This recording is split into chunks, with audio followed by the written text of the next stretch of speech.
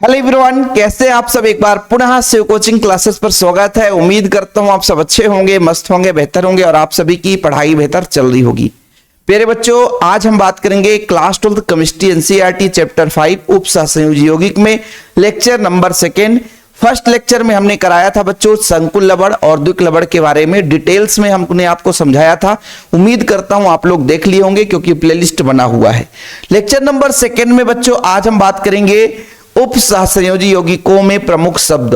देखो बच्चों, जब आईयूपीएसी नामकरण करते हैं तो यौगिक के बारे में जानना जरूरी है कि कौन लिगेंड है, कौन केंद्रीय धातु परमाणु है, उप सहसंयोजी क्षेत्र क्या है, लिगेंड कितने प्रकार के होते हैं, कीलेट लिगेंड है क्या, बहुदंतुल लिगेंड है क्या, है ना, उभय दंतुल लिगेंड है क्या, ये सारा चीज आपको क्लियर रहना चाहिए। तो एक एक पॉइंट आपके साथ यहां पे साझा होगा, लेकिन हाँ भाई साहब, थोड़ा सा प्यार और सपोर्ट बनाए रखना। एक एक चीजें आपको क्लियर करूंगा और भाई थोड़ा सा लंबा क्लास है और इन क्लास में से बच्चों बीच में से ही क्वेश्चन आएगा। ये गारंटी हम एक जैसे केंद्रीय धातु आयन से एक क्वेश्चन बना के आपको समझा दे ऐसा नहीं, हम बिल्कुल टॉपिक वाइज आपको करा रहे हैं। और बच्चों इसका नोट्स मात्र 100 रुपए में आपको प्रॉपर मिलता है। ऑल चैप्टर यदि किसी बच्चे को चाहिए, है ना, केमिस्ट्री का नोट्स तो मात्र 100 रुपए। कॉन्टेक्ट नंबर है 9685 29 91 49। ऐसा क्यों? क्योंकि भाई साहब तैयारी करने के साथ आपके पास एक प्रॉपर नोट्स की जरूरत होती है और वो proper notes Shiv coaching classes में दिया जाता है। तो जिन बच्चों ने अभी तक नोट्स नहीं लिया है तो एक कॉन्टेक्ट नंबर है, नोट्स जरूर ले लें। चलिए शुरू करते हैं प्यारे बच्चों। सबसे पहले अपन एक यौगिक बनाते हैं जिसको अपन बोलेंगे उप सहसंयोजी यौगिक।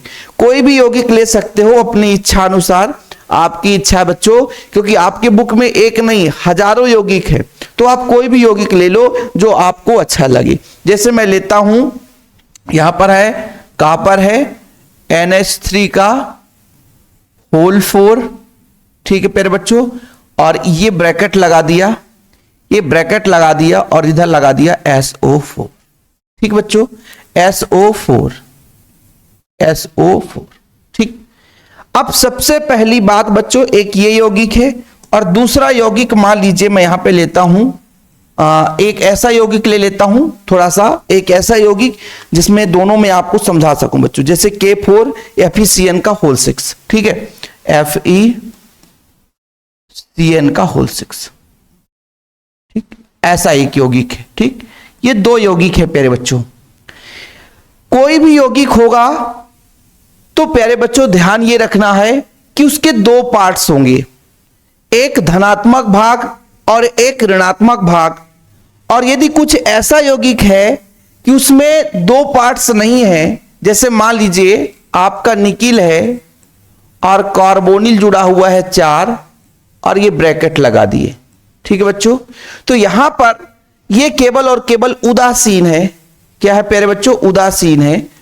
इस पर आयन नहीं है, इसके दो भाग नहीं है, केवल उदासीन है, मतलब धनात्मक रूप से सिंपल है बच्चों, इसमें किसी प्रकार से कोई आयन नहीं है। लेकिन यदि इनको हम तोड़े प्यारे बच्चों, इनको तोड़ें तो हमेशा जो, यदि हम ऐसा खड़े हो जाए बच्चों, तो जो आपका राइट साइड है, ये आपका राइट साइड, ये लेफ्ट साइड, और ऐसे देखेंगे तो ये आपका लेफ्ट साइड, ये राइट साइड, ठीक है। तो हम ऐसे मानकर चलें तो इसको दो भागों में तोड़ सकते हैं। ये आपका हो जाएगा लेफ्ट और ये बच्चों हो जाएगा राइट। हो जाएगा कि नहीं हो जाएगा? बिल्कुल सही है सर, इसको दो भागों में तोड़ सकते हैं, ठीक है। अब ऐसे ही इसको भी हम दो भागों में तोड़ सकते हैं। अंदर वाले को नहीं तोड़ना, जहां मजबूती बनी हुई है उसको आप नहीं तोड़ सकते हो। आपके घर में जो बढ़िया सब मिलजुल कर रहते हैं उनको नहीं तोड़ सकते। जो बाहर से आकर के आपके घर में कमरा किराया से लेकर रह रहा है उसको आप हटा सकते हो। तो इधर बच्चों ये आपका राइट हो जाएगा, लेफ्ट हो जाएगा, और इधर प्यारे बच्चों हो जाएगा राइट। ठीक, तो ध्यान दीजिएगा, हमेशा जो लेफ्ट वाला भाग होता है वो धनात्मक होता है बच्चों, और आपका राइट वाला भाग ऋणात्मक होता है। जब आप आईयूपीएसी नामकरण करोगे प्यारे बच्चों, तो हमेशा यदि इस प्रकार से यौगिक दिखेंगे, तो यदि आपका ये सिंपल दिखेगा, इसमें सिंपल उपसहसंयोजी क्षेत्र के अंदर ही उपस्थिति उदासीन है, इसमें दो भाग नहीं है। लेकिन आपको इस कदर से दो यौगिक दिख गए, तो सबसे पहले आप लोग ये पता करोगे कि लेफ्ट और राइट में किस तरीके से इसको तोड़े, तो आपको दो भाग दिखाई देगा। जो बच्चों आपका इधर आप देखोगे जो लेफ्ट भाग में है, जो लेफ्ट भाग हमेशा धनात्मक रहेगा। अभी बच्चों यदि हम बात करें तो ये वाला धनात्मक हो जाएगा और ये वाला ऋणात्मक आयन बनाएगा। जब इसको तोड़ेंगे बच्चों तो इधर ये वाला धनात्मक हो जाएगा, इस बार इधर ये ऋणात्मक आयन हो जाएगा। मतलब ये आप उपसहसंयोजी क्षेत्र देख रहे हैं बच्चों, बड़े कोष्ठक के अंदर पूरे भाग को हम उपसहसंयोजी क्षेत्र के नाम से जानते हैं। यहां पे धनात्मक है, यहां पे ऋणात्मक है। तो किसी भी उपसहसंयोजी यौगिक को यदि हम दो भागों में बांटना चाहेंगे तो इस तरीके से आप बांट सकते हो। ठीक, पहला कंडीशन हो गया। क्लियर बच्चों? चलिए अब इसमें ये यदि हम बात करें कि उपसहसंयोजी क्षेत्र के बाहर की बात करें तो ये आयनीकृत क्षेत्र है बच्चों, या आयनीकरण क्षेत्र बोल सकते हैं अपने सिंपल भाषा में। क्या बोल सकते हैं बच्चों? आयनीकरण क्षेत्र। क्या? आयनीकरण क्षेत्र। क्या बोलेंगे बच्चों? आयनीकरण क्षेत्र। तो यदि हम बात करते हैं प्यारे बच्चों कि कोष्ठक के बाहर की बात करें, यहां भी कोष्ठक के बाहर की बात करें, तो ये आयनीकरण क्षेत्र हो जाता बच्चों। क्या? आयनीकरण क्षेत्र हो जाता। लेकिन ये जो कोष्ठक के अंदर का भाग है, यहां भी जो कोष्ठक के अंदर का भाग है प्यारे बच्चों, तो इसको बोलते हैं बच्चों उपसहसंयोजी क्षेत्र। उपसहसंयोजी क्षेत्र। उपसहसंयोजी क्षेत्र। उपसहसंयोजी क्षेत्र। ठीक है, ऐसा मैं क्यों कह रहा हूं बच्चों? ये सब कुछ आपको इसी नोट्स में मिलेगा, बिल्कुल परेशान न हो, सब कुछ लेकर आया हूं। इसी को समन्वयन क्षेत्र के नाम से भी जानते हैं बच्चों। ठीक है, देखो केंद्रीय धातु परमाणु लिगेंड में जो सीधे जुड़े होते हैं, कोष्ठक के अंदर व्यक्त होते हैं, उन्हीं को हम उपसहसंयोजी क्षेत्र या समन्वयन कोष्ठ के नाम से जानते हैं। तो एक एक पॉइंट आपको चीजें क्लियर होगी, थोड़ा समय लगेगा। आज का क्लास वैसे भी बता दिया हूं भैया, बड़ा लंबा क्लास लेकर आया हूं, तो जो बच्चे सोच रहे हैं कि 1 मिनट में हो जाएगा तो वो वीडियो को स्किप कर दें और टाटा बाय बाय करके चले जाएं। इसको बोलते हैं समन्वयन क्षेत्र भी। समन्वयन क्षेत्र, समन्वय क्षेत्र, समन्वय क्षेत्र। ठीक, तो ये बच्चों उपसहसंयोजी क्षेत्र और समन्वय क्षेत्र के बारे में आपको समन्वयन या समन्वयन क्षेत्र, ठीक है, इसके बारे में आपको पता हो गया। ठीक, ये क्षेत्र पता चल गया, ये आयनीकरण क्षेत्र पता चल गया। ठीक है सर। अब देखो बच्चों, ये आपका उपसहसंयोजी क्षेत्र हो गया, इसके अंदर भी दो भाग होते हैं। इसके अंदर दो भाग कैसे? जैसे ही ब्रैकेट शुरू होता है, जो पहला परमाणु है इसे बोला जाता है बच्चों क्या? केंद्रीय धातु परमाणु। क्या बोला जाता है बच्चों? केंद्रीय धातु परमाणु। क्या बोला जाता है बच्चों? केंद्रीय धातु परमाणु बोला जाता है। ठीक, अच्छा सर, तो यहां पे आपका आयरन जो होगा बच्चों, ये आयरन जो होगा ये है आपका केंद्रीय धातु परमाणु। केंद्रीय धातु परमाणु। ठीक है सर, ठीक है। अब इस केंद्रीय धातु परमाणु मतलब इस यौगिक का सबसे बड़ा लीडर है, जो सबको बांध कर रखा है, उसी को बोलेंगे बच्चों केंद्रीय धातु परमाणु। एक ऐसा लीडर जो सबको बांध कर रखा है, अपने साथ जोड़ कर रखा है, उसे बोलेंगे हम केंद्रीय धातु परमाणु। अब बच्चों यहां पे केंद्रीय धातु कोष्ठक के अंदर जो भी केंद्रीय धातु परमाणु के साथ जुड़े हैं, उन्हें हम बोलते हैं प्यारे बच्चों लिगेंड। क्या बोलते हैं? लिगेंड।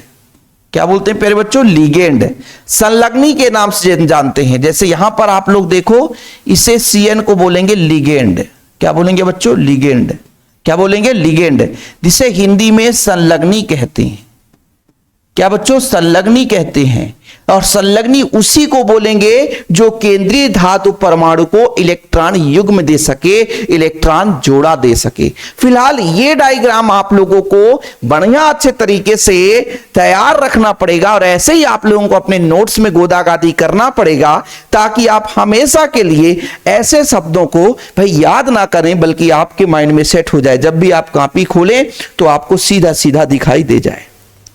ठीक है प्यारे बच्चों, किसी को कोई प्रॉब्लम नहीं होना चाहिए। ठीक है, ठीक, चलिए अब बच्चों समन्वयन क्षेत्र हो गया, ठीक है, केंद्रीय धातु परमाणु हो गया, आयनीकरण क्षेत्र हो गया, लेफ्ट राइट में धनायन ऋणायन हो गया, लिगेंड हो गया। इसमें अभी एक चीज और आपको सीखना है, वो यहां पे मैं आपको बता दूं समन्वयन संख्या के बारे में। यहां पे प्यारे बच्चों जितने लिगेंड जुड़े होंगे, लिगेंड की संख्या 4 है, तो एक दंतु लिगेंड या जितने भी लिगेंड जुड़े होंगे उनकी जो टोटल संख्या है उसे बोलेंगे बच्चों समन्वयन संख्या। समन्वयन क्षेत्र में, यहां पे हमने कहा समन्वयन क्षेत्र उप सहसंयोजी क्षेत्र में केंद्रीय धातु, इसको हम लिगेंड नहीं मानेंगे, यहां पे SO4 लिगेंड नहीं है, ये आयनीकरण क्षेत्र में आयन है। ये K4 ये Fe का लिगेंड नहीं है, ये आयनीकरण क्षेत्र में आयन है प्यारे बच्चों। अब समझने की कोशिश करिएगा आप लोग, समन्वयन संख्या, समन्वयन संख्या, समन्वयन संख्या, समन्वयन संख्या लिगेंडों की संख्या है जो कि केंद्रीय धातु परमाणु के साथ सीधा सीधा जुड़े हुए हैं। यहां पे प्यारे बच्चों, यहां पे यदि हम बात करें कि कुछ इस तरीके से ये जो टोटल संख्या लिगेंड है, इसकी जो संख्या है, जैसे 6 है बच्चों, इसकी जो 6 संख्या है ये कहलाएगी समन्वयन संख्या। क्या बच्चों, समन्वयन संख्या, समन्वयन संख्या। और इन्हीं पर हम एक एक पॉइंट पर डिटेल में चर्चा करने वाले हैं और यहीं से क्वेश्चन बनता है। देखो भाई स्क्रीनशॉट ले लो बड़े प्यार से आप लोग। अब देखो एक एक शब्द को लेकर चलेंगे, केंद्रीय धातु परमाणु, लिगेंड, समन्वयन संख्या, आयनीकरण क्षेत्र, उप सहसंयोजी क्षेत्र, सबकी परिभाषा मिलेगी और डिटेल में चर्चा करेंगे। सबसे पहले आप देखो केंद्रीय धातु आयन या परमाणु। अभी आपको यहां पे बच्चों इस यौगिक में आयरन जो है वो केंद्रीय धातु परमाणु नजर आया, इस यौगिक में आपका कॉपर जो है बच्चों केंद्रीय धातु परमाणु नजर आया। और घर का लीडर कौन होता है जो सबको संभाल कर रखता है, घर का मुखिया कौन होता है जो सबको चला सकता है, सबके बात को सह सकता है, सबको अच्छी बातें बता सकता है और बुरी बातों को सुन भी सकता है। मतलब उसके पास सब कुछ क्षमता है, सबको समन्वय करके रखता है, इसलिए वो समन्वयन क्षेत्र के अंदर रहता है और सबको जोड़ करके रखता है। इसी तरीके से प्यारे बच्चों आपका जो यौगिक है उसमें एक ऐसा धातु परमाणु है जो सबको बांध कर रखने की कोशिश करेगा और बच्चों वो किसी न किसी से यदि मान लीजिए इलेक्ट्रॉन देना चाहता है तो इलेक्ट्रॉन जोड़ कर रखेगा। और ये गुण ही है कि आपका जो डी ब्लॉक का एलिमेंट्स है उसमें आयुग्मित्र डी कक्षक होते हैं और आयुग्मित्र डी कक्षक में रिक्त ऑर्बिटल्स होने के कारण वो इलेक्ट्रॉन युग्म ग्रहण कर सकते हैं। और इसी के आधार पर इनकी परिभाषा दी गई है कि संकुल यौगिक में कोई भी धातु आयन या परमाणु ऐसा हो जो कि अनेक आयनों से अपने ऊपर इलेक्ट्रॉन लादने की क्षमता रखता हो, अपने देसी भाषा में बात करता हूं, है ना। कोई भी धातु परमाणु है जो अन्य किसी से इलेक्ट्रॉन युग्म ग्रहण करने की क्षमता रखता हो, है ना, यानी किसी आयन के द्वारा उसको इलेक्ट्रॉन दी जा रही हो तो धारण करने की क्षमता रखता हो, ऐसे धातु परमाणु को हम केंद्रीय धातु परमाणु कहते हैं। देखो बच्चों संकुल आयन या यौगिक में उपस्थित वह परमाणु आयन जो सामान्य संयोजकता नियमों के विरुद्ध अनेक अणु या परमाणु से बंध बना सकता है, समान संयोजकता का नियम पालन नहीं करता है, बल्कि वो सीधा सीधा संयोजकता का नियम यही है कि अष्टक को पूर्ण करने के लिए जितना चाहिए उतना इलेक्ट्रॉन ले दे करके साझा करके बंध बनाए। लेकिन ये कहता है नहीं, हमें अष्टक रूल्स को पालन नहीं करना है, तुम यदि 6 जोड़ा इलेक्ट्रॉन दे रहे हो 12 इलेक्ट्रॉन तो आने दो, 6 लिगेंड जुड़ गए 12 इलेक्ट्रॉन आने दो, तो 12 इलेक्ट्रॉन उसको आसानी से वो ग्रहण कर लेता है। ये संयोजकता नियमों का पालन नहीं करता है, वो आपका केंद्रीय धातु आयन या परमाणु कहलाता है। सबसे सिंपल भाषा में आप समझो तो किसी भी संकुल यौगिक का वह धातु आयन जो इलेक्ट्रॉन युग्म ग्रहण करने की क्षमता रखता है, जिसमें रिक्त डी कक्षक पाए जाते हैं, वो प्यारे बच्चों आपका एक प्रकार से केंद्रीय धातु परमाणु कहलाता है। उसके ऊपर कोई भी आयन आया और इलेक्ट्रॉन लाद देता है, वो किसी नियम का पालन नहीं करता है, बोलता हम घर के लीडर हैं, जो हम कहेंगे वही नियम चलेगा। गांव का सरपंच क्या बनाता है, हम तो अपने घर के मुखिया हैं, तो हम ना चलाएंगे। ऐसे केंद्रीय धातु परमाणु है, बोलता संयोजकता का सिद्धांत होगा जो होगा, अष्टक रूल होगा जो होगा, मैं ऑक्टेट रूल को फॉलो नहीं करूंगा। मेरा मकसद है मेरे परिवार के मेंबर खुश रहें। यदि कोई मुझसे जुड़ना चाहता है, मेरे से प्रेम करना चाहता है, तो मेरा एक शर्त है, तुम इलेक्ट्रॉन युग्म मुझे दे दो, मैं तेरे से बंध बना लूंगा। बस यही इसका गुण है बच्चों की केंद्रीय धातु परमाणु तभी कहलाएगा जब वो इलेक्ट्रॉन युग्म को ग्रहण कर सकेगा।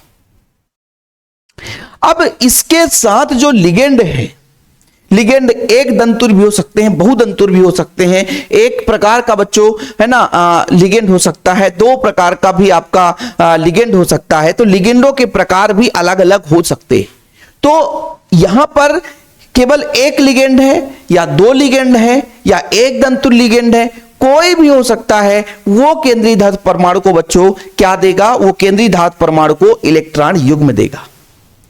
उसी के आधार पर इस संलग्नी और लिगेंड की परिभाषा दी जाती है कि कोई भी आयन परमाणु या अणु जो आपके केंद्रीय धातु परमाणु को इलेक्ट्रॉन युग्म दे सके, जोड़ा का इलेक्ट्रॉन दे सके, उसे हम बोलते हैं बच्चों क्या, संलग्नी बोलते हैं, जिसे हम लिगेंड के नाम से जानते हैं। क्या बोलते हैं बच्चों, संलग्नी, जिसे हम लिगेंड के नाम से जानते हैं। ठीक है, चलिए यहां तक किसी को कोई प्रॉब्लम? थोड़ा सा एक ऐसा क्वेश्चन आया था जो प्रीवियस ईयर में आया था, इसलिए उसको मैं देख रहा था कि 1 मिनट में यदि मुझे मिल जाए तो उस चीज के बारे में आपको मैं समझा पाऊं बच्चों।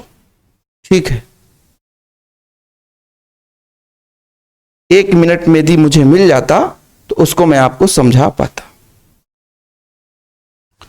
1 मिनट, चलो मिल गया।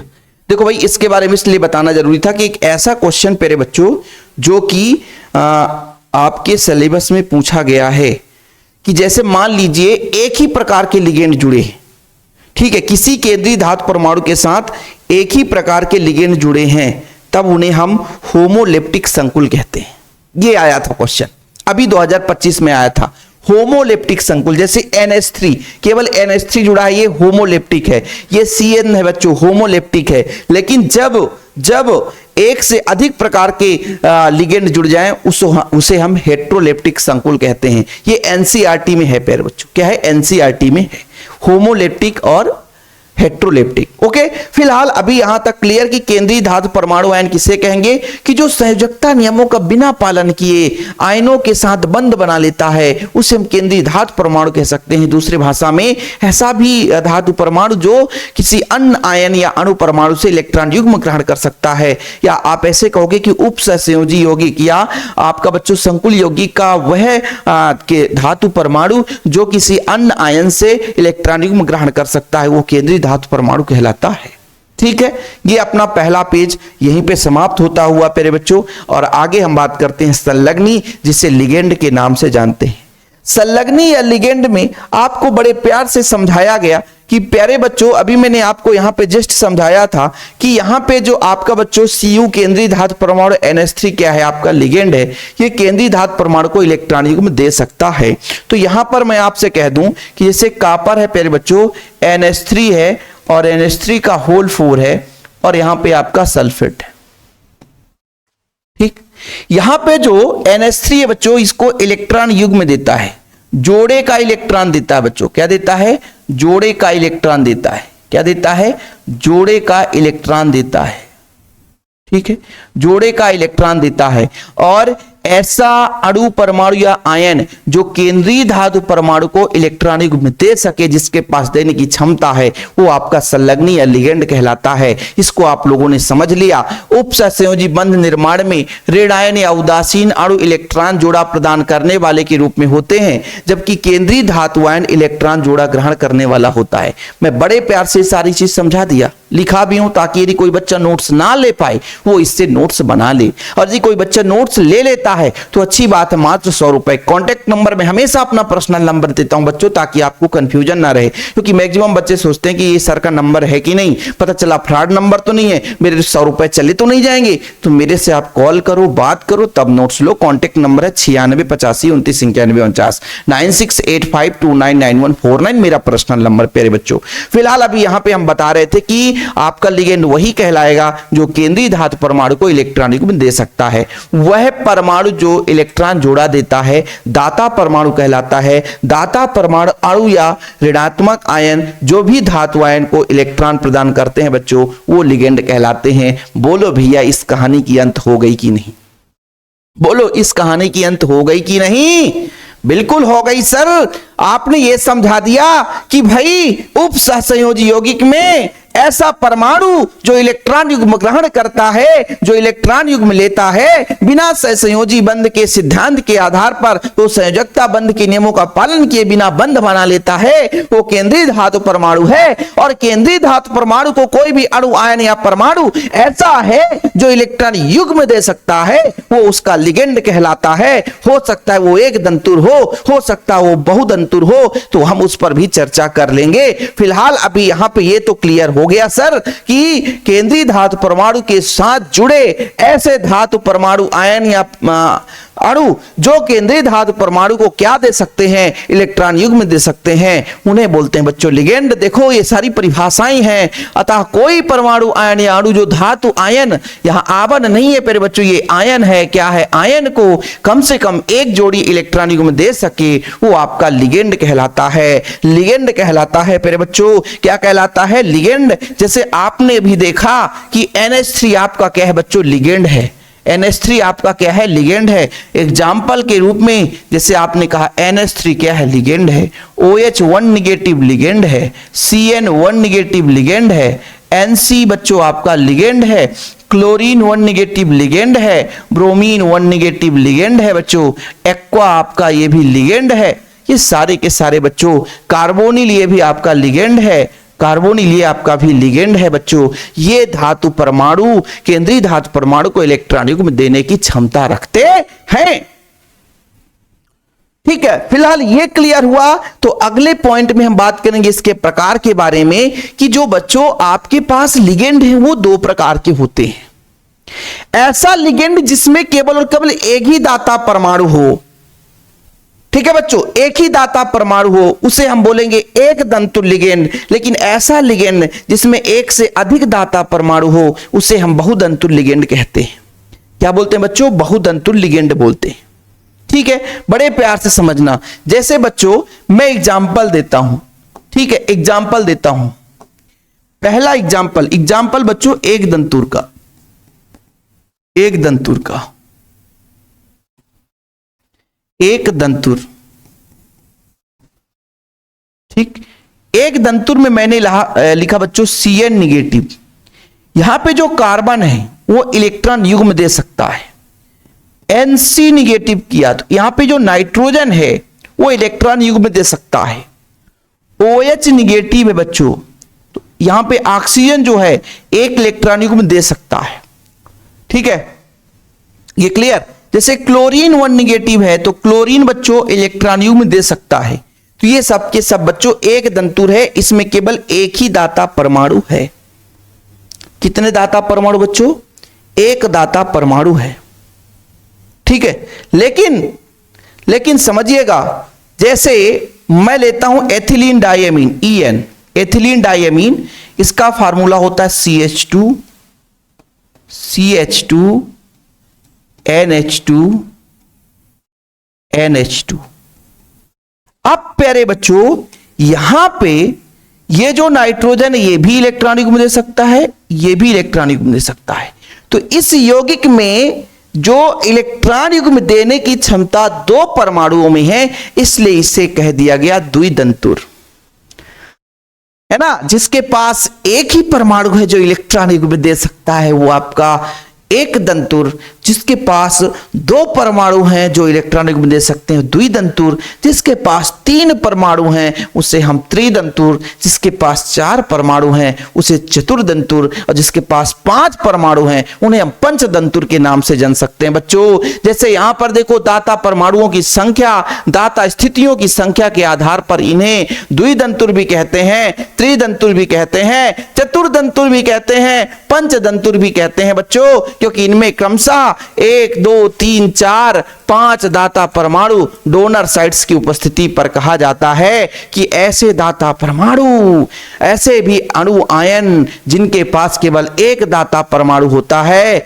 मतलब एक ऐसा परमाणु है जो इलेक्ट्रॉन युग्म दे सकता है, उसे हम एक दंतुर के नाम से जानते हैं। और जिसमें एक से अधिक दाता परमाणु उपस्थित हैं उन्हें हम बहुदंतुर के नाम से जानते हैं। बोलो बच्चों, किसी को कोई प्रॉब्लम? लिगेंड तो आपने समझा, जो केंद्रीय धातु परमाणु को इलेक्ट्रॉन युग्म दे सके वही लिगेंड है, लेकिन केवल एक परमाणु है जो इलेक्ट्रॉन युग्म दे सकता है, उसे एक दंतुर कहेंगे। लेकिन उसमें एक से अधिक परमाणु, जैसे यहां पर एथिलीन डायमीन बच्चों, ethylene diamine CH2 CH2 NH2 NH2, यहां पे 2 नाइट्रोजन परमाणु हैं जो इलेक्ट्रॉन युग्म दे सकते हैं।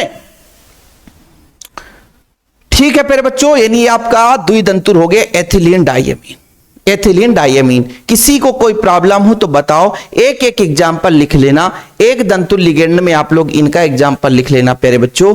OH1 निगेटिव है ना आपका, ये सबके सबके बच्चों एक दंतुर लिगेंड है। ठीक है, किसी को कोई प्रॉब्लम नहीं होना चाहिए। ठीक है बच्चों, ये आप लोगों को क्लियर। और बहुत सारे एग्जांपल है एक दंतुर लिगेंड के। एक दंतुर लिगेंड भी बच्चों हो सकता है ऋणात्मक हो सकता है धनात्मक, ये भी 3 प्रकार का होता है। अभी मैं थोड़ा सा आपके साथ चर्चा कर लेता हूं। ये बच्चों एक दंतुर लिगेंड हम IUPAC नाम करेंगे तो वहां पे आपको इस पे ज्यादा डिस्कस करेंगे कि बच्चों यदि ऋणात्मक है ना, ऋणात्मक है तो जैसे मान लीजिए क्लोराइड है बच्चों तो क्लोरो कर देते हैं, है ना, हाइड्रोक्सो कर देते हैं, ब्रोमीन है तो ब्रोमो कर देते हैं। तो ये बच्चों उनके नाम भी है IUPAC नाम के आधार पर। तो मैं आपको थोड़ा सा यहां पर ले चलता हूं, है ना, यहां पर ले चलता हूं बच्चों, शायद आप लोगों को समझ में आ जाए। यहां पे देखना बच्चों कि एक दंतुर लिगेंड के कुछ उदाहरण यहां पे जरा नजर आएगा आप लोगों को। हो सकता है कि यहां पे देखो प्यारे बच्चों, ये नोट्स में रहता है, ये नोट्स में रहता है, ये सारा चीज नोट्स में। साइनो बच्चों, इसका नाम है साइनो। आयु ये निगेटिव है, 1 निगेटिव है बच्चों, 1 निगेटिव। और यहाँ पे जो कार्बन परमाणु, ये कार्बन परमाणु इलेक्ट्रॉन युग्म देता है। NC हो गया, उल्टा कर दिए बच्चों, इन्हीं को तो बोलते हैं उभय दंतुर लिगेंड भी। CN ही है, यहां भी CN-NC, लेकिन इनमें यहां पर कार्बन इलेक्ट्रॉन युग्म दे रहा है, यहां पे नाइट्रोजन इलेक्ट्रॉन युग्म दे रहा है। इसी को बोलते हैं उभय दंतुर लिगेंड भी कहते हैं। कि एक ही आयन था लेकिन उसमें 2 भिन्न भिन्न परमाणु हैं, जो कभी ये परमाणु देता है तो कभी ओ परमाणु दे दिया। मतलब 2 परमाणु थे, दोनों अदल बदल करके इलेक्ट्रॉन युग्म देने की क्षमता रखते हैं। उभय दंतुर मतलब दोनों, है ना, कंप्रोमाइज कर सकते हैं, इसलिए उभय दंतुर बोलेंगे। जैसे बच्चों यहाँ पे ये दोनों उभय दंतुर लिगेंड हैं। क्यों है सर? देखो SCN यहाँ भी है, SCN यहाँ भी है, लेकिन यहाँ पर S जो है इलेक्ट्रॉन युग्म देता है, यहाँ पर N जो है इलेक्ट्रॉन युग्म देता है। फिलहाल अभी आज का ये पार्ट मैं नहीं लेकर जोड़ा हूं, क्योंकि IUPAC नाम में इस पार्ट को जोड़ूंगा। तो नोट्स जरूर ले लें, क्योंकि इसको याद करना ही पड़ेगा। इसको हम याद नहीं करेंगे, हमसे याद है प्यारे बच्चों कि CN निगेटिव तो साइनो, आइसोसाइनो, फिर थायोसाइनो तो आइसोथायोसाइनो, तो ये हमसे याद है। ब्रोमीन है बच्चों तो ब्रोमो, क्लोरीन है तो क्लोरो, ये सब के सब क्या है बच्चों? एक दंतुर लिगेंड है। क्या है? एक दंतुर लिगेंड है। और भी आप लोगों को यदि हम बात करें तो एक दंतुर लिगेंड में देख लो जरा, और भी आपको नजर आएंगे, है ना। यहां पे बच्चों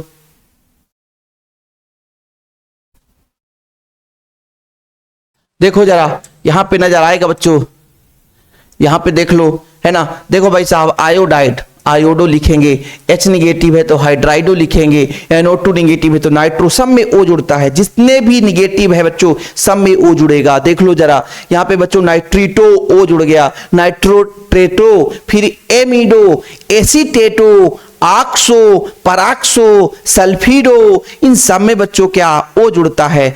थायोसल्फेटो, है ना, कार्बोनेटो, ये सब के सब ऋणात्मक है बच्चों, है ना, सबके सब एक दंतुर हैं। ध्यान रखिएगा, एक दंतुर है बच्चों, है ना। और इनमें जैसे O2 2 निगेटिव है, O2 नेगेटिव है, इसके आधार पर हम ऑक्सीकरण संख्या भी निकालेंगे। इसलिए इसको बच्चों इसलिए तो कहता हूं कि प्यारे बच्चों 100 रुपए ना यदि आप एक समोसे की दुकान में चले जाओ और 3 दोस्त चले जाओ तो हो सकता है कि 40 रुपए की प्लेट लगती है और 3 लोग आप पार्टी भी नहीं कर पाओगी, और आप लोगों के लिए 100 रुपए में वो प्रॉपर नोट्स मिलेगा जो कि जीवन भर याद रहेगा प्यारे बच्चों।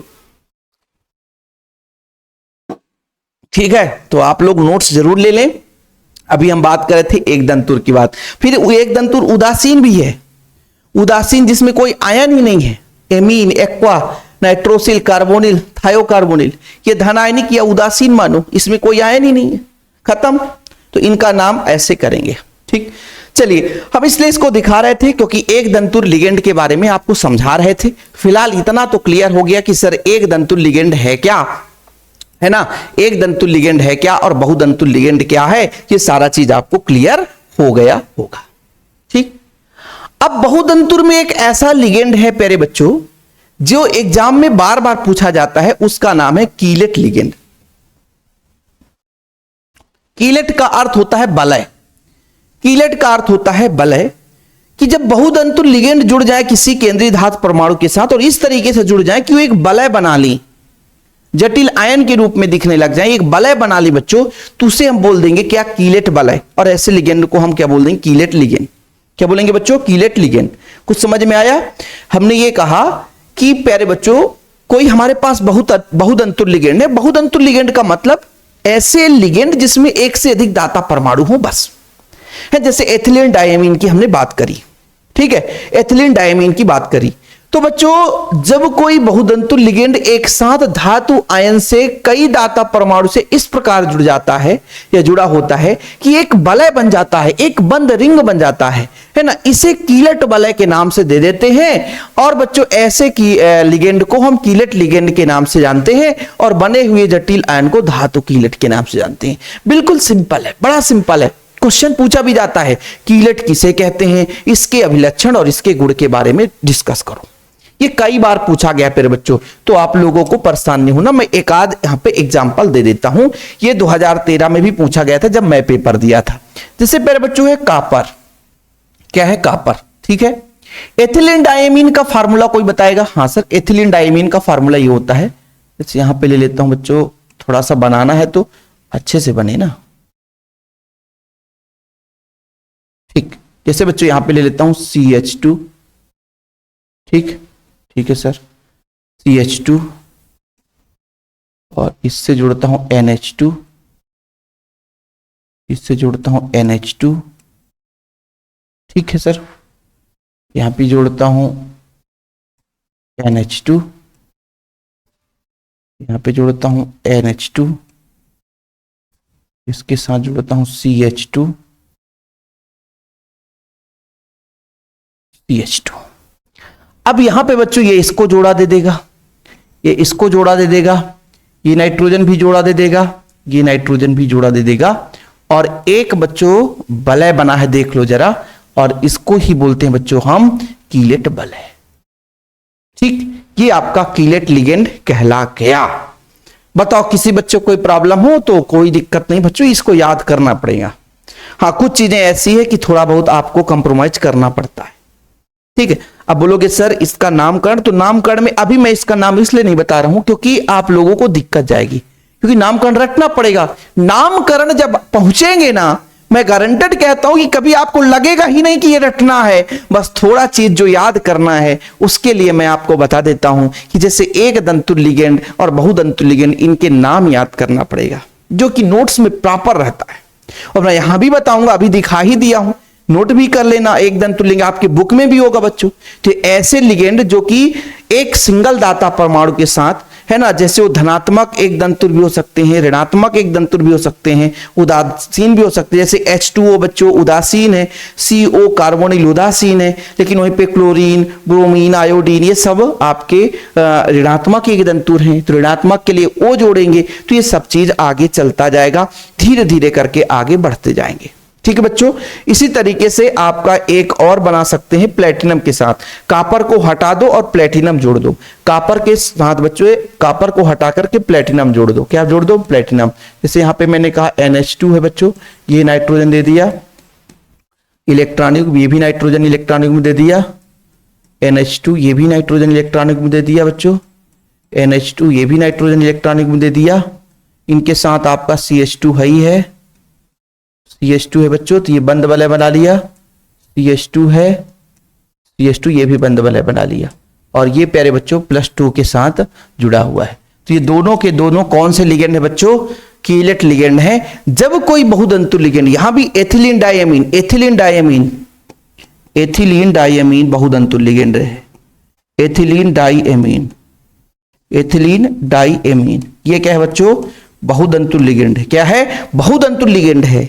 ठीक है, एक धातु आयन से कई दाता परमाणु इस प्रकार जुड़ जाता है कि एक वलय बना लेता है, तो इसे कीलेट वलय कहते हैं, और ऐसे लिगेंड को हम कीलेट लिगेंड कहते हैं बच्चों। और जो बना हुआ ये पूरा जटिल है, इसे धातु कीलेट के नाम से जानते हैं। फिलहाल कोई दिक्कत नहीं है, आप लोगों ने समझ लिया कि कीलेट किसे कहते हैं बच्चों, लिगेंड किसे कहते हैं। फिलहाल लिगेंड आपने समझा कि कोई भी अणु आयन परमाणु है ना, जो कि केंद्रीय धातु परमाणु को इलेक्ट्रॉनिक में दे सकता है, वो आपका लिगेंड कहलाता है, या जिसे हम संलग्नी के नाम से जानते हैं। प्यारे बच्चों, यदि उसमें एक ही दाता परमाणु है तो वो एक दंतुर कहलाएगा, उसमें एक से अधिक दाता परमाणु है तो आपका बहुदंतुर कहलाएगा। अब जब बहुदंतुर आपस में इस तरीके से किसी केंद्रीय धातु परमाणु के साथ जुड़ जाए कि एक वलय बन जाए, एक संरचना रिंग जैसा बन जाए, उसे हम कीलेट वलय के नाम से जानते हैं। और पूरे के पूरे लिगेंड को बच्चों हम कीलेट लिगेंड, और जो आपका जटिल धातु आयन बनेगा उसे हम क्या कह सकते हैं, धातु कीलेट के नाम से जानते हैं। यहां से क्वेश्चन आगे भी पूछता है कि कीलेट के अभिलक्षण बताओ, इसको आपको याद करना है। अभिलक्षण क्या है कि कीलेट लिगेंड एक दंतु लिगेंड की तुलना में अधिक स्थायी जटिल बनाते हैं, यानी जो हमारा ये बन चुका है बच्चों, एक जटिल यौगिक का निर्माण कर लेता है। ठीक है, दूसरा चीज बच्चों जिसे हम क्या बोलते हैं, कीलेशन प्रभाव भी कहते हैं। कभी कभी कीलेशन प्रभाव क्या कहलाता है कि भाई बहुदंतु लिगेंड धातु आयन के साथ एक जटिल यौगिक का निर्माण करते हैं, जिसका प्रभाव कीलेशन प्रभाव कहलाता है। सिंपल है। दूसरा है कीलेट लिगेंड में द्विबंध नहीं होते, जैसे एथिलीन डायमीन में 5 सदस्यीय वलय बनाता है और द्विबंध नहीं होते, सब में सब एकल बंध, सभी में एकल ही बंध रहता है, द्विबंध नहीं रहता बच्चों, सभी में एक ही बंध, देख सकते हो आप लोग।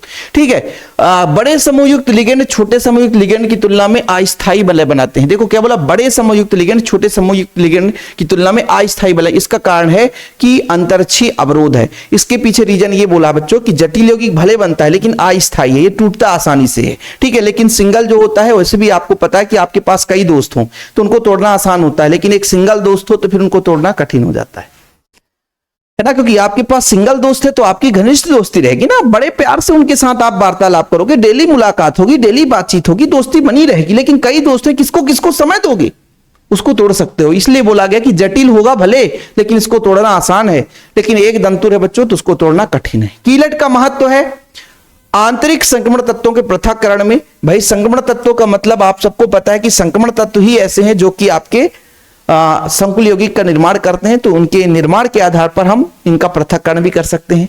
गुणात्मक विश्लेषण धातु आयनों की पहचान में बच्चों, है ना, धातुओं के आकलन में, कठोर जल के मृदुकरण में।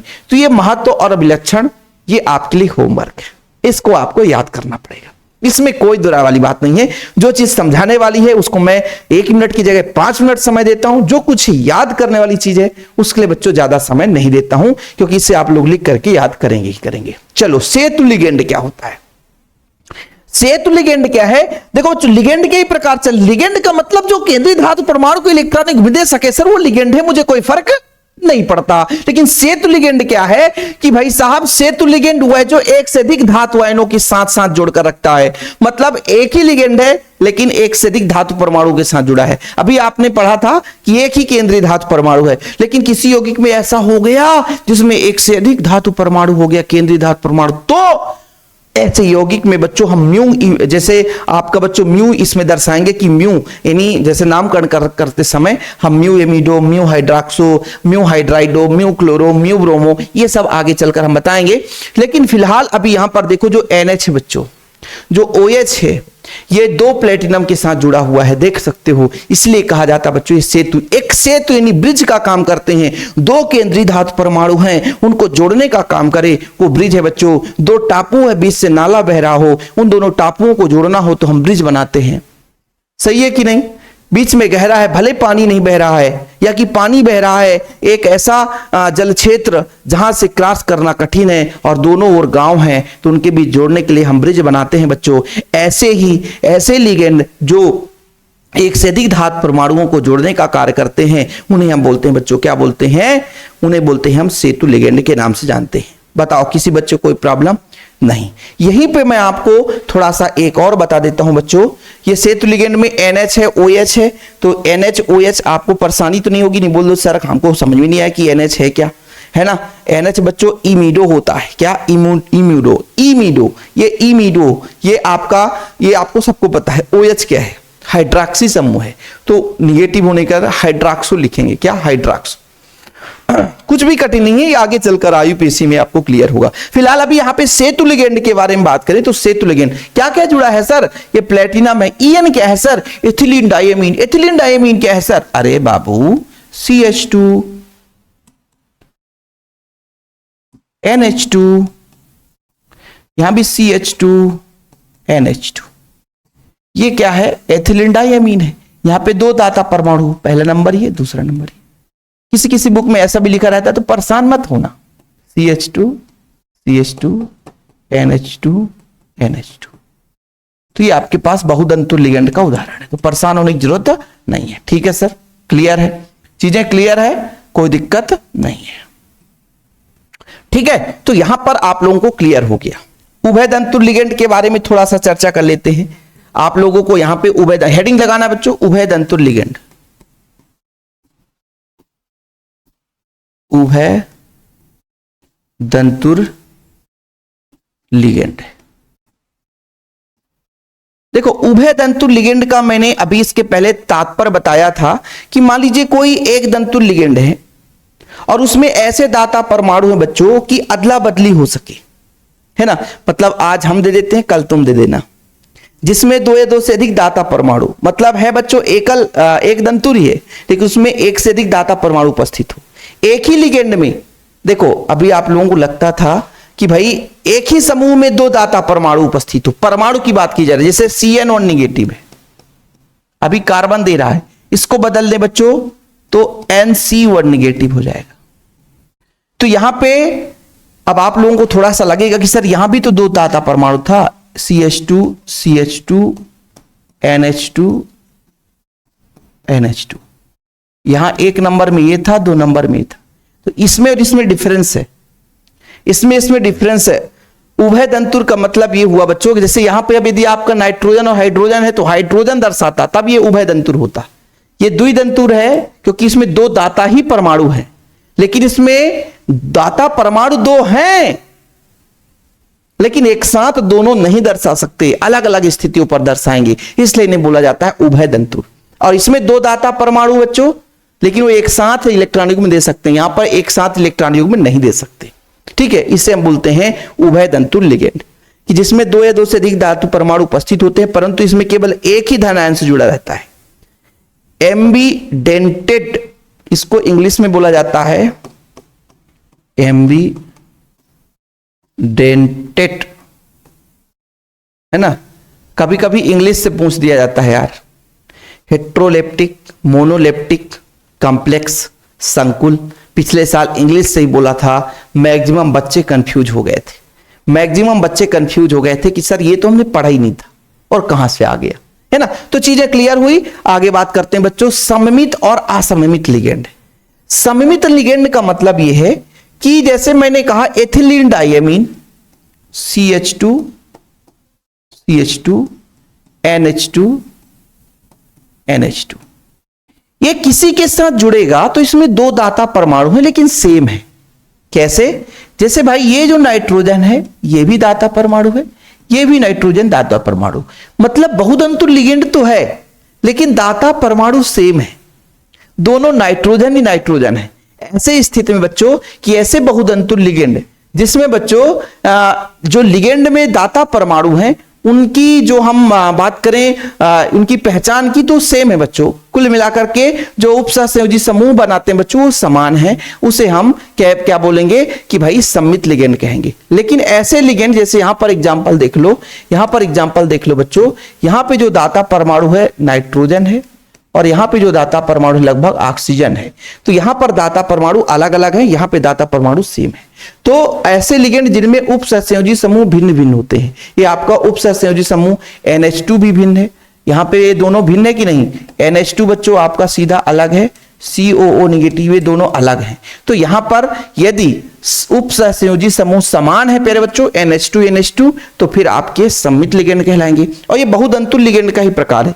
ये सब चीज क्यों बता रहा हूं, ये कि एक शब्द क्यों परिभाषा में आपको ऐड करके बता रहा हूं, क्योंकि एग्जाम में प्यारे बच्चों ऐसे ही 20 से क्वेश्चन पूछे जाते हैं और मैक्सिमम बच्चों को परेशानी हो जाती है। ठीक है, समझ में आई बात कि आप लोगों को यह समझना है कि बहुदंतुल लिगेंड है ना, उसमें दाता परमाणु सेम है। यानी कुल मिलाकर के आप कह सकते हो कि उप सहसंयोजी समूह जो सेम है, यहां पर NH2 यहां पे NH2 सेम है तो सम्मित लिगेंड, और यहां अलग अलग बच्चों तो असम्मित लिगेंड। एथिलीन डायमीन और इसको ग्लाइसिनेट बोलते हैं, क्या, ग्लाइसिनेट आयन। ठीक है, अब आप लोगों को इतना काटा पीटी हो गया कि आपको समझ में नहीं आएगा कि इसका सूत्र क्या था। तो इसका सूत्र था NH2CH2 COO नेगेटिव। ठीक, ये आपका ग्लाइसिनेट आयन है और ये आपको तो पता ही है बच्चों, इसका फार्मूला तो कई बार हो चुका है आज, एथिलीन डायमीन। बताओ, अब तो ये तो हमेशा हमेशा के लिए याद हो जाएगा, एथिलीन डायमीन तो याद हो गया होगा आप लोगों से। ठीक है बच्चों, चलो आगे बात करते हैं बच्चों समन्वयन संख्या। तो हमने आपको समझाया था कि एक दंतुल लिगेंड की मूल संख्या या बहुदंतुल लिगेंड में एक दंतुल लिगेंड के तुल्य संख्या। ठीक है, मतलब या तो एक दंतुल लिगेंडों की संख्या या कि बहुदंतुर जुड़ा हुआ हो तो एक दंतुर के ही समान जो भी संख्या होगी जो कि केंद्रीय धातु परमाणु के साथ सीधा सीधा उप सहसंयोजी बंध द्वारा जुड़ा होगा बच्चों, है ना, धनायन या धातु परमाणु को हम उसकी समन्वयन संख्या कहते हैं। कुल मिलाकर के प्यारे बच्चों इसको मैंने बड़े प्यार से समझाया था और हो सकता है आप लोगों ने ना समझा हो, पहले ही पेज में बहुत अच्छे तरीके से करा दिया था कि देखो बच्चों समन्वयन संख्या किसे कहेंगे कि केंद्रीय धातु परमाणु के साथ जुड़े हुए लिगेंडों की जो टोटल संख्या है, जितने लिगेंड जुड़े हैं उनकी जो टोटल संख्या है वो समन्वयन संख्या कहलाती है। क्या कहलाती है प्यारे बच्चों, समन्वयन संख्या कहलाती है। क्या कहलाती है, समन्वयन संख्या कहलाती है। क्या कहलाती है, समन्वयन संख्या कहलाती है। वह संख्या धातु के चारों ओर बने उप सहसंयोजी बंधु द्वारा संख्या में भी समान होते हैं। ठीक, सिंपल है सर, ये तो क्लियर है, बन गया। समन्वयन संख्या कुछ है नहीं। समन्वयन क्षेत्र भी बताया था, हाँ सर, कि जब हम यौगिक का नाम लिखते हैं, जैसे हमने कहा कि आपका एक एग्जाम्पल लिया था मैंने, कौन सा एग्जाम्पल लिया था बच्चों, कॉपर का लिया था कि कोबाल्ट का लिया था, जो एग्जाम्पल लिया था उसी के आधार पर आपको मैं समझा देता हूं, है ना। जैसे यहां पर आप लोगों को बताया था कॉपर, अरे भैया इतना मत रूठो, है ना। ठीक, ये था बच्चों कॉपर है, NH3 का होल 4 है और बच्चों SO4 है। ठीक, कोई भी यौगिक ले सकते थे लेकिन अभी उसी को इसलिए रहे हैं क्योंकि आपको कंफ्यूजन ना हो कि सर हर बार अलग। अब देखो बच्चों, ये जो बड़े कोष्ठक के अंदर, ये जो बड़े कोष्ठक के अंदर की बात करते हैं, जितना भी सब कुछ है वो कहलाता है उप सहसंयोजी क्षेत्र। उप सहसंयोजी क्षेत्र क्या बोलते हैं प्यारे बच्चों, उप सहसंयोजी क्षेत्र, उप सहसंयोजन संख्या या समन्वयन क्षेत्र। ठीक है, केंद्रीय धातु परमाणु एवं लिगेंड जो कि सीधे जुड़े होते हैं एक कोष्ठक के अंदर व्यक्त किए जाते हैं, इस उप सहसंयोजी क्षेत्र या समन्वयन कोष्ठ कहते हैं, इसे ही उप सहसंयोजी क्षेत्र या समन्वयन कोष्ठ कहते हैं। ठीक है बच्चों, और इसके बाहर का जो क्षेत्र होता है उसे हम आयनीकरण क्षेत्र कहते हैं। ठीक है, तो दोनों चीज हो गया, एक आयनीकरण कोष्ठ किसे बोलेंगे और एक समन्वयन कोष्ठ किसे बोलेंगे, ये हमने पहले ही पेज में करा दिया था। इससे आप लोगों को अब समझाने की जरूरत नहीं है कि भाई साहब हम जो भी केंद्रीय धातु परमाणु के साथ लिगेंड जुड़े हैं उन्हें एक बड़े कोष्ठक के अंदर व्यक्त करते हैं, है ना बच्चों, और इस कोष्ठ को हम बोलते हैं उप सहसंयोजी क्षेत्र। ओके, अब इसके बाद आक्सीकरण संख्या बच्चों, आक्सीकरण संख्या क्या कहलाता है, आक्सीकरण अवस्था में लिगेंड से जुड़ने से पहले परमाणु या आयनों में मूल रूप से उपस्थित आवेश की संख्या है। जैसे मैंने यहां पे बताया कि मान लीजिए कॉपर के साथ जब ये ना जुड़े, जब ना जुड़े हो तो इसमें जो टोटल मूल आवेश है, कितना आवेश है, उसकी जो संख्या आक्सीकरण संख्या कहलाती है। और बच्चों जटिल आयन पर आवेश, जैसे आवेश लगा रहता है तो किसी जटिल आयन की आवेश केंद्रीय धातु आयन की उप सहसंयोजी बंधों से जुड़े लिगेंडों के आवेश के बीजगणितीय योग के बराबर होता है ना। अब आप लोगों को लगेगा कि थोड़ा सा कठिन लग रहा है सर, ये तो समझ में नहीं आया, ये तो गड़बड़ लग रहा है, तो ये थोड़ा सा हो सकता है आपको समझ में नहीं आया, लेकिन मैं एक बार इसको समझाने की कोशिश करता हूं। जैसे बच्चों आपको मैं अभी एक यौगिक दिया था CuNH3 का होल 4 और मैंने कहा SO4, ठीक। इसका ऑक्सीकरण संख्या निकालेंगे।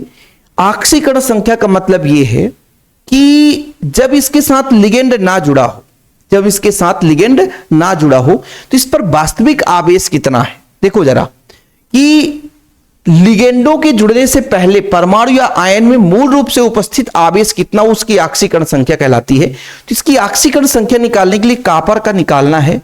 4 है NH3 और ये उदासीन है बच्चों, इसमें कोई चार्ज नहीं रहता है। लेकिन SO4 की बात करें तो 2 नेगेटिव होता है, बराबर में 0। तो x + 0 - 2 बराबर 0, यानी x बराबर आ गया +2, x बराबर आ गया +2। यानी ये जो यौगिक है इसमें जो ऑक्सीकरण जब लिगेंड नहीं जुड़ा है तो ये Cu2 पॉजिटिव के रूप में है।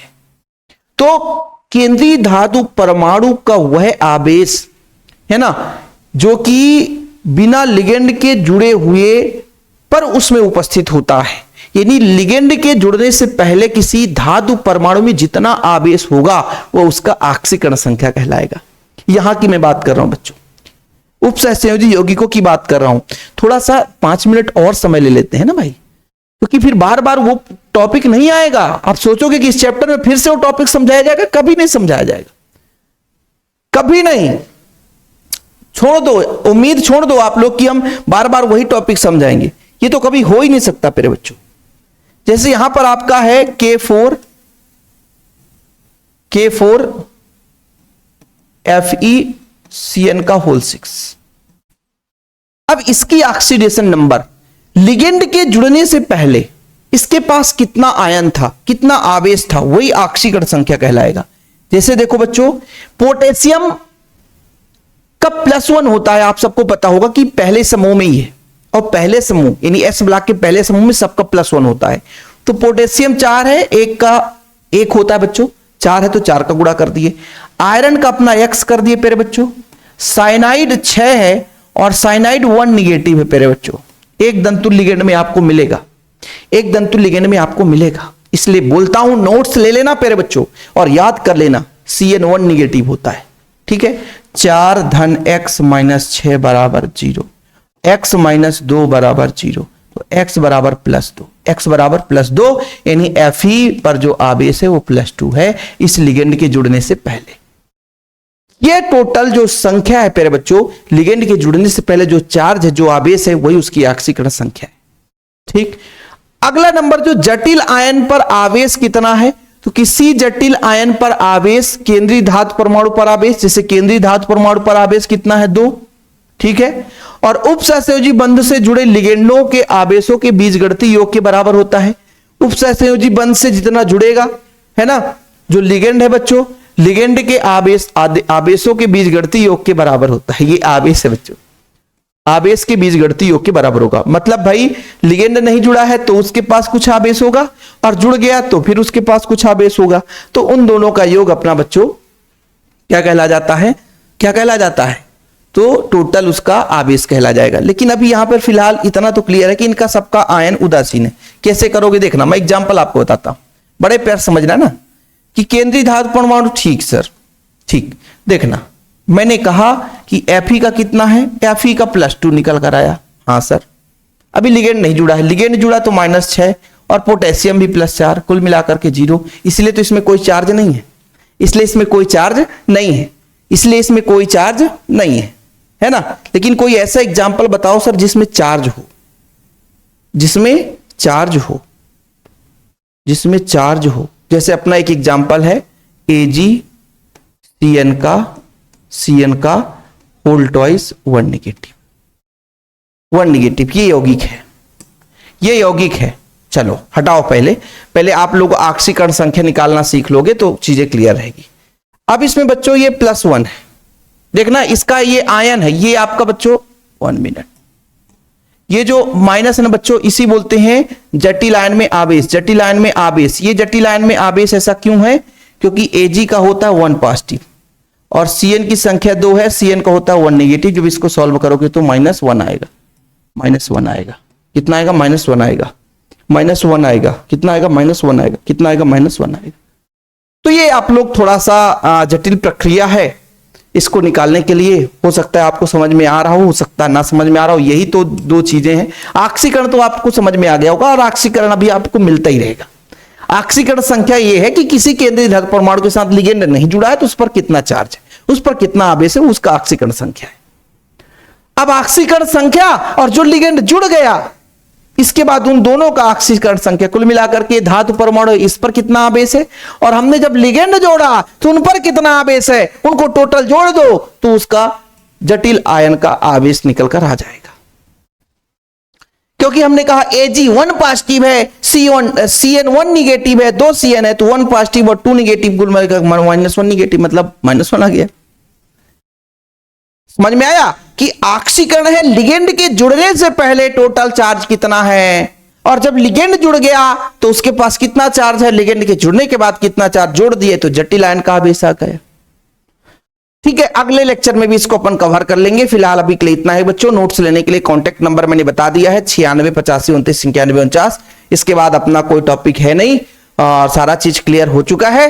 9685299149 पर जरूर संपर्क करें, नोट्स लें, प्रॉपर तैयारी करें। फिलहाल अभी के लिए इतना ही बच्चों। जय हिंद, वंदे मातरम।